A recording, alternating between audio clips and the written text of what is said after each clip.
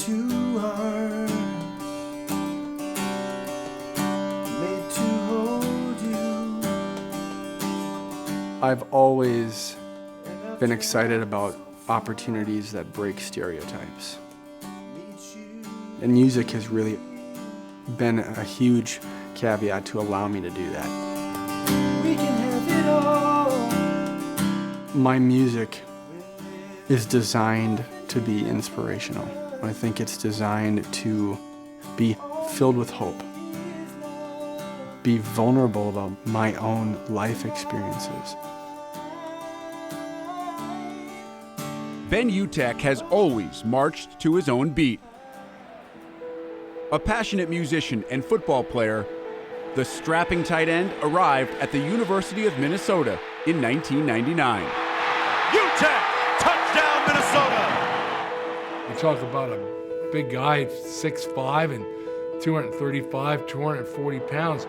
He was strong enough to be able to run block, and then you think we were good enough running the ball that when we went play action pass and used him as a receiver, he ran right by those defensive backs like they were standing still. Looking downfield for Utecht. Touchdown! Coach Mason learned quickly about my passion for singing and supported it. Star-spangled banner yet wave. I used to say to him, Ben, what do you play football for? Be a professional singer. Utecht's Gopher career was defined by two things: success and injury.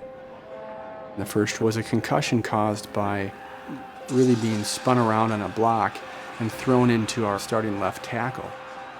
It was the first time I had ever been knocked out. And so there's a period of time that I don't really remember the experience. Nowadays, everybody that involved are much more cognizant of potential long-lasting effects of concussions. Of the two concussions that I faced in college, there was no time missed. There just was not an appreciation that a conscious impairing or non-conscious impairing collision could cause any permanent brain damage. So the mantra was, get back in there and suck it up. He did just that. Utecht started 4 years as a Gopher, earning all Big Ten honors. He was signed by the Indianapolis Colts as an undrafted free agent in 2004. It was an interesting end to the weekend when he did get the call from Tony Dungy and felt like, okay, there's a little bit of a glimmer of hope here. I think the miracle in it for me is that 3 years later, I'm one of the starting tight ends on a Super Bowl championship team. It was really an incredible moment of realization for me as a player. Can't believe it. Let me look at this. This is incredible. It's still raining out. We're loving it when it rains. It pours. It's a pouring day for us. Those are the experiences. Those are the moments Love it, man. Love it, man. that make the game worth it.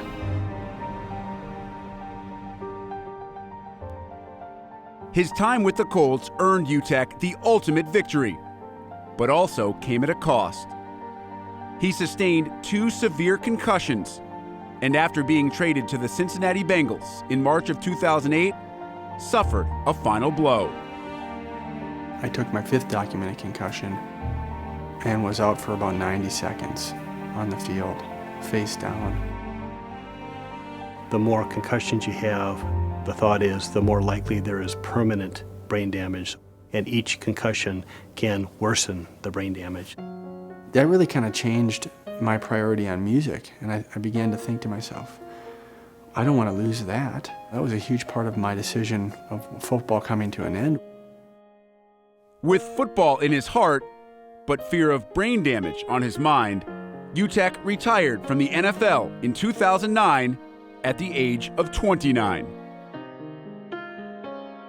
Having already produced an album during his playing days, Utecht moved to Nashville to pursue a music career.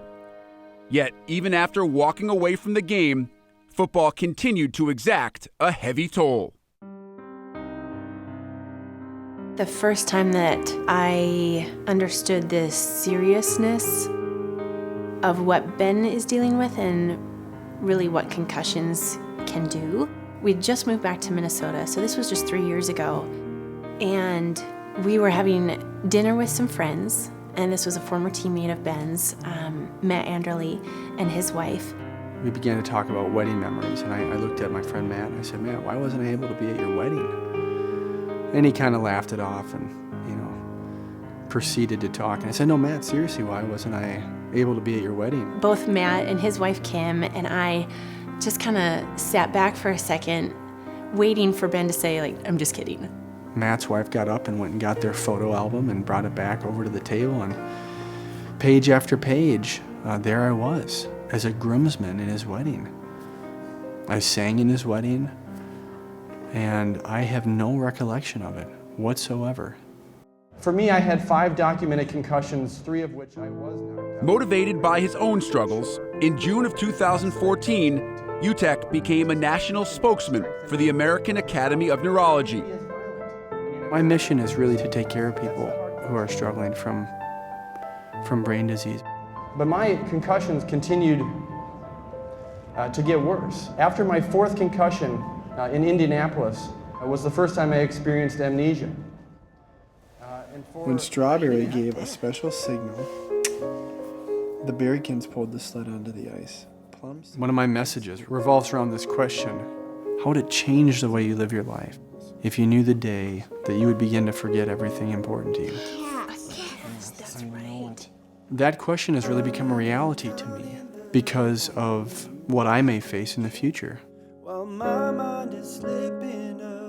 Ben's reality inspired him to write and record "You Will Always Be My Girls" for his wife and 3 young daughters, the ones who have given him his most cherished memories. I may not remember your names or the smell of the cool summer rain.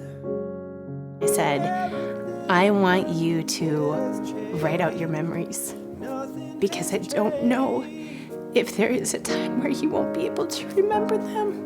And I will remember your smile and your laughter long ever after this moment is gone. You will always be my girls. I'm going to make sure that every day I pour everything I have into them so that there is never a doubt about how their dad or how their husband felt about them.